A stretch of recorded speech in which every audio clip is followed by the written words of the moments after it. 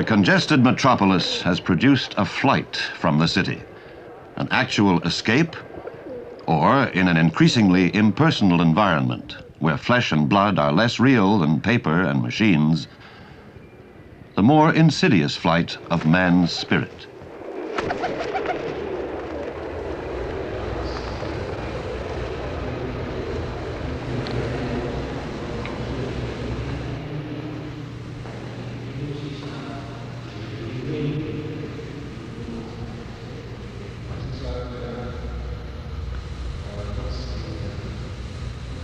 Does it matter to us, this loss of vitality, this desertion of the city?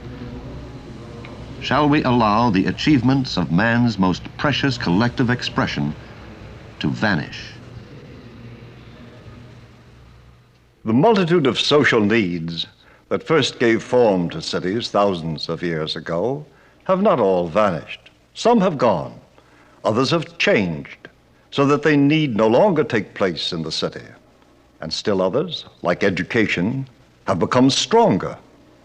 But the traditional form of the city, which serves these needs, is changing. In our time, new forces have appeared that threaten to shatter the historic urban forms and to scatter the contents of the city at random over the landscape. The overfilled urban container has burst. The central core has become demagnetized.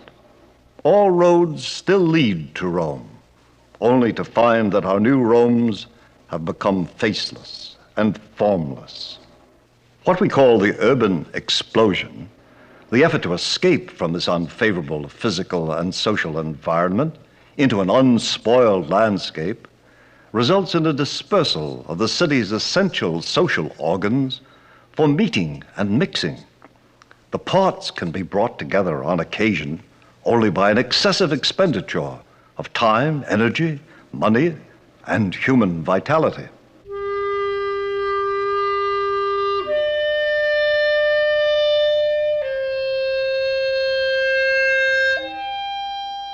Happily, in the midst of our present urban confusion and disintegration, a new pattern of life has begun, just begun to emerge.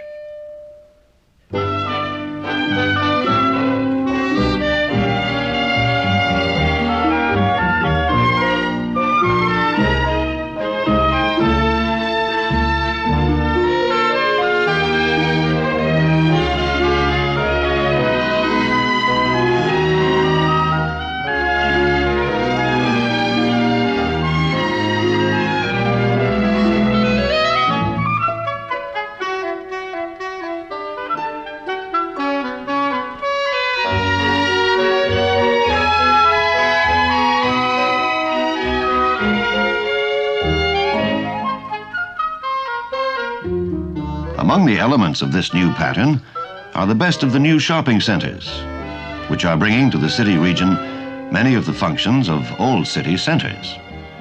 A new and attractive form of the old agora or marketplace is beginning to appear.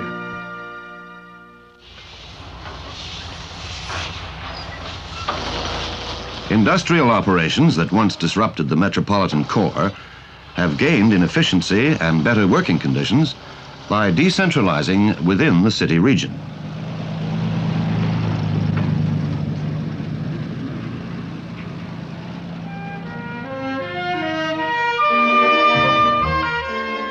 Industrial and commercial parks, designed with respect for the regional setting, often achieve architectural and human results seldom before associated with industry.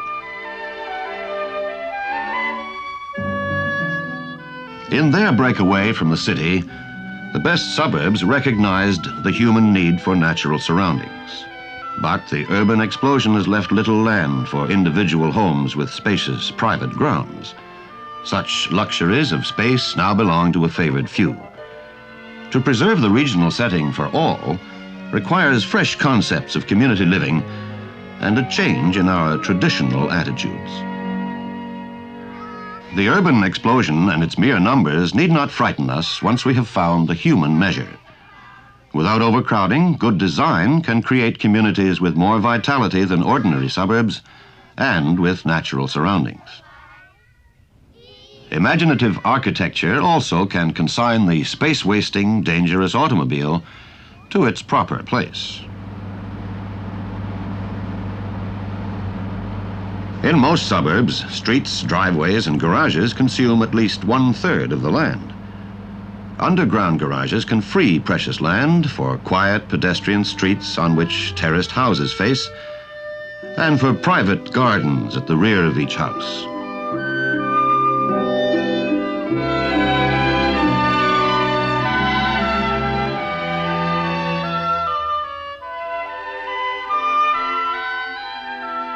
A revival of the idea of London's traditional residential squares creates havens of green.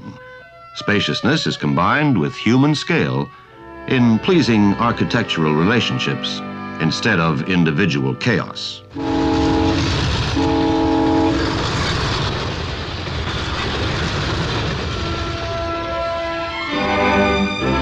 Public transportation must be coordinated with regional growth to link the elements of the new urban pattern. High buildings may free land for recreation, but they aren't really suited to family life. A better solution is a mixture of homes for all stages of life, creating true neighborhoods with variety, balance, measured growth, and purposeful design.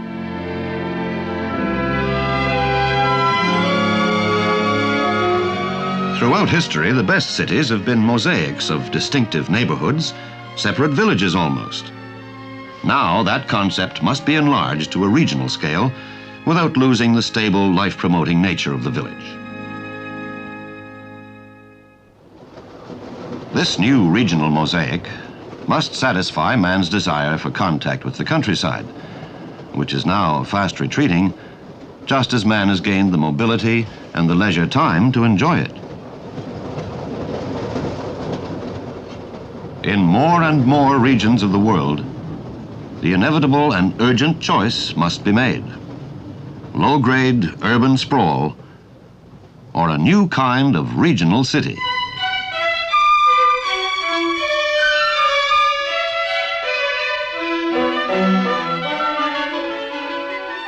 The best of the present regional communities, the Stockholm satellites or the English new towns, are attractive and lively, but their potential has not been fully realized.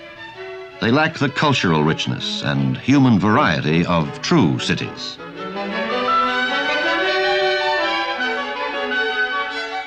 Despite their considerable achievements, there is yet no clear role for these cities which will give a meaningful pattern to their activities. No strong purposes like those that brought men together in their first cities. Where can we find such purposes? Like the shopping center, the industrial estate, and the suburb, universities are decentralizing. Perhaps they can assure a strong pattern of regional growth and renewal.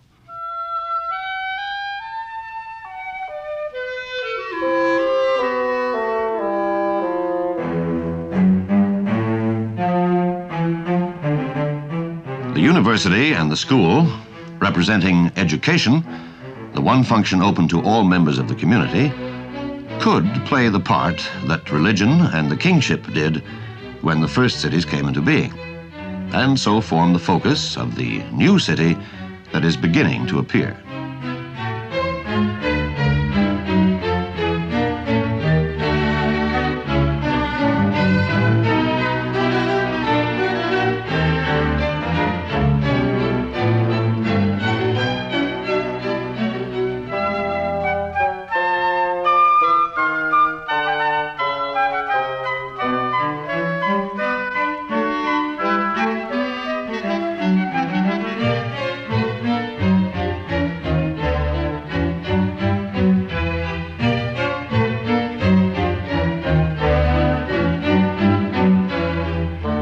Such magnetic centers could give to the emerging new mosaic of communities the means they need for their steady, purposeful development.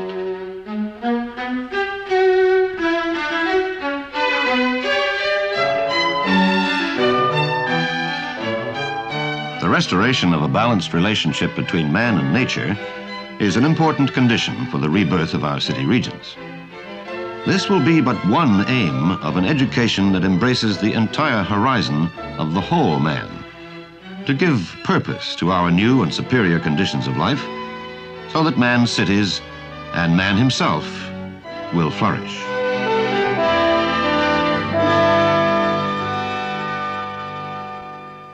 Our scattered suburban elements now await an implosion which will bring the parts together in a new urban pattern.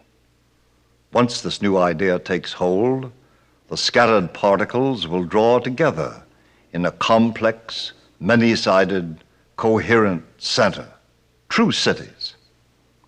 Our existing cities, likewise, clamor for renewal, based on a more dynamic regional concept, which will relieve them of the time-wasting, congestion-producing functions they now clumsily perform, and which will reestablish their chief function as a theater for the changing human drama and as a repository and transmitter of the cultural heritage.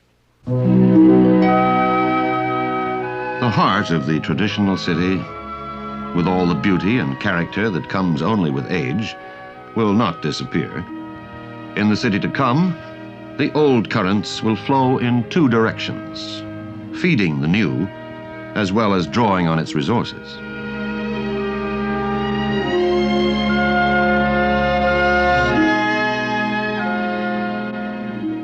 Freed at last from the unnecessary tissue that burdens it, the mother city may renew its role as the magnet among magnets, performing those functions that large numbers of people alone make possible.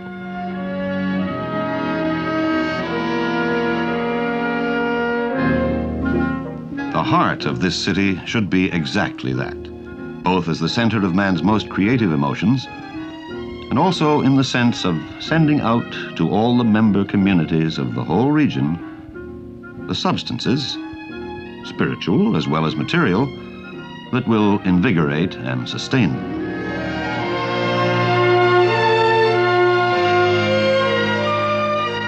As the regional communities need some of the compactness and social complexity of the city, so the city needs some of the spaciousness of the regional communities.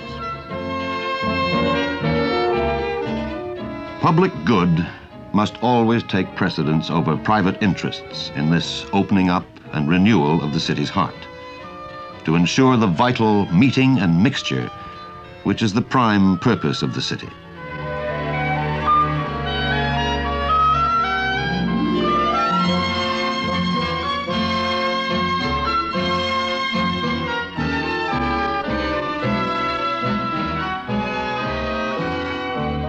The life of our cities will respond to a faith in life. If we build primarily to satisfy the deepest needs of man, all the elements will fall into their proper place.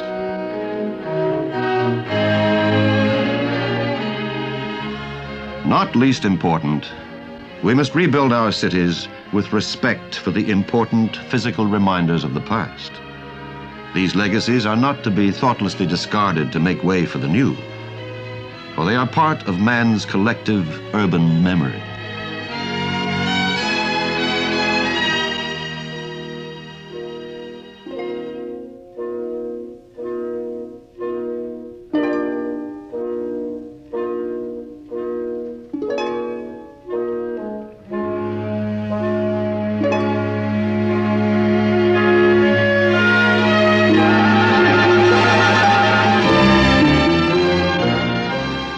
The city is a mirror of the larger world, where man sees his own image, the image of what he was, what he is, and what he might become. Men have loved cities, loved them for their beauty and power, for their variety and animation, loved them for their own sakes, as one loves old friends, despite their many historic shortcomings. What makes the city almost a living personality, an image people smile at in their dreams, or even remember in their prayers? Next year in Jerusalem, or Athens, or Rome, or Mecca, or Benares. Cities are not simply enlarged villages. The purposes are different. The social form is complex. Their life is dynamic and more delicately balanced. The city is more far-reaching and universal than the indrawn and inbred village. Essentially, the city is a theater for the human drama, in which each citizen has a part to play and lines to say. The drama takes place against a specially designed background with a sufficiently large cast of characters to represent the variety of human interests, activities, and purposes.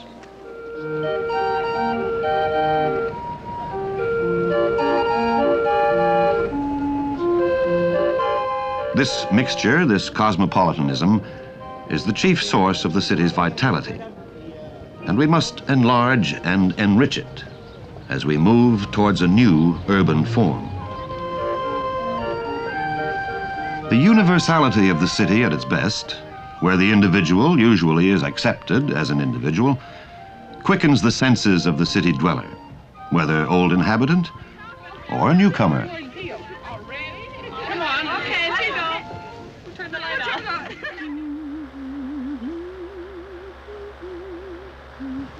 City life does favor specialization and division of labor, but this is by no means always negative.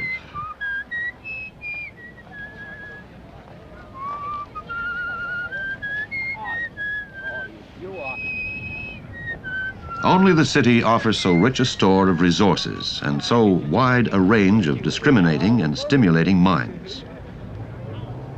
In the city, there has always been a choice.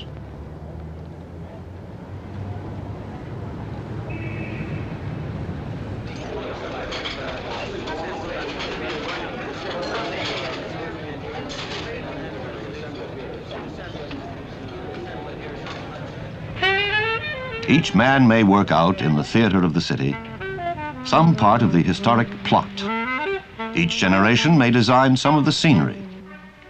Take away the dramatic occasions of city life, and half its essential activities would vanish, and more than half its meanings and values would be diminished.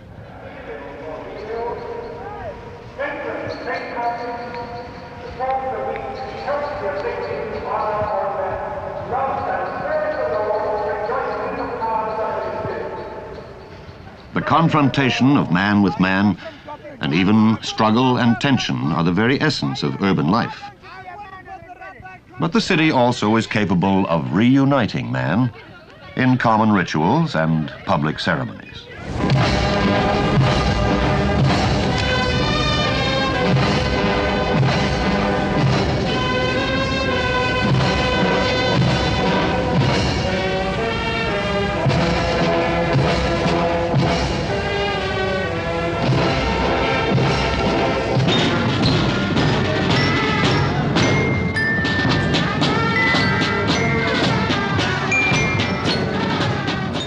But the city is more than a place for the human drama, the bright spectacle. The city brings together all man's accumulated knowledge and experience in institutions which only a city can support, and among people only a city can attract.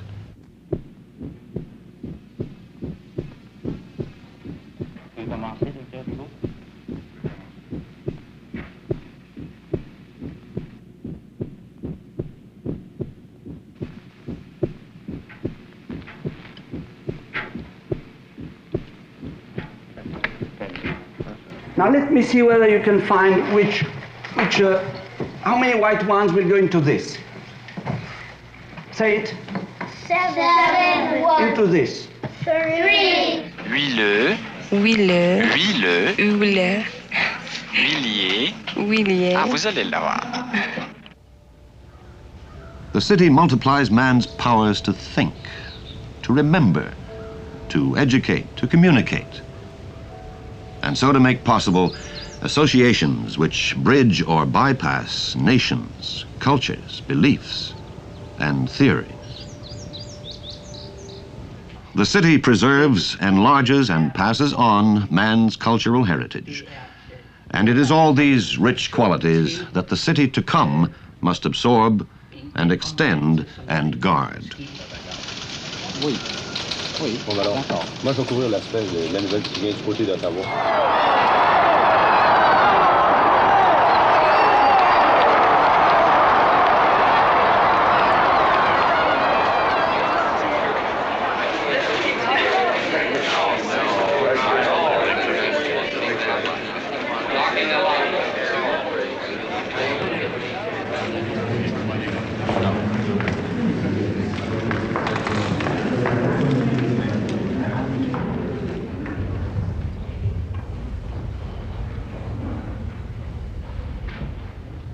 The decision to start a nuclear war will not be a decision taken by a communist child or a communist mother or an American child and American mother. It will be a decision taken by a few power megalomaniacs. And it is you and I who will suffer. And it is you who, in your apathy, so much passive human clay in the hands of a psychopathic posse.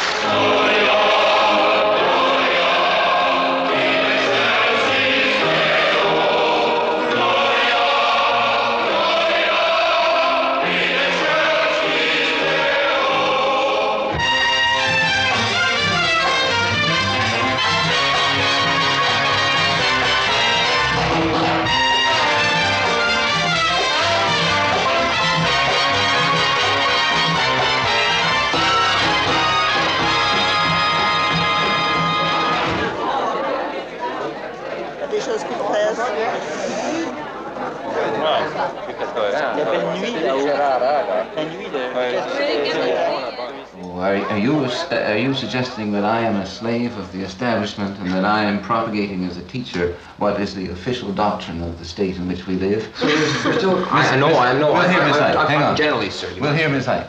Well, sir, I would, from what I can see, we are indoctrinated. Someone defend me. Debout!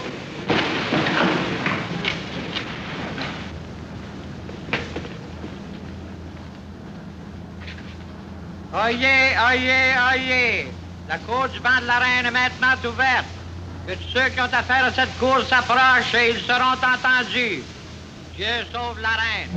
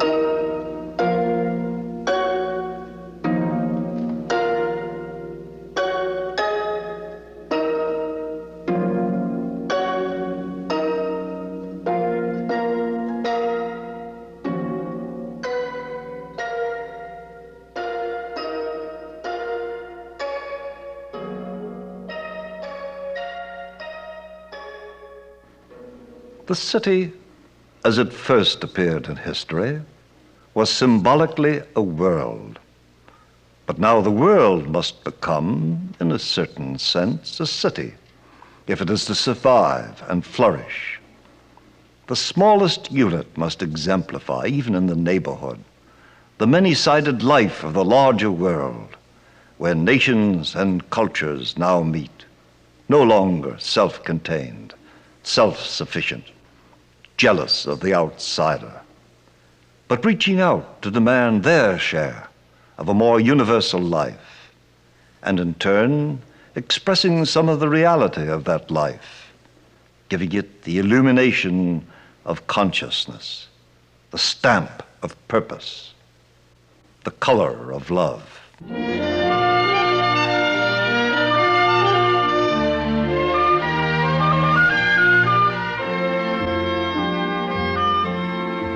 The unspoken dialogue between lovers, which makes all other forms and expressions of life possible, must be carried into the very structure of the city. This loving human encounter is what the city exists to promote and sustain.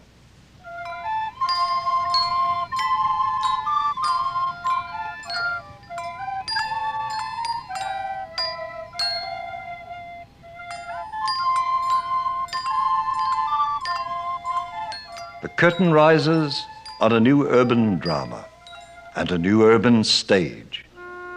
The city of man. The city where man will at last be at home with himself. On a smaller planet, but in a wider world.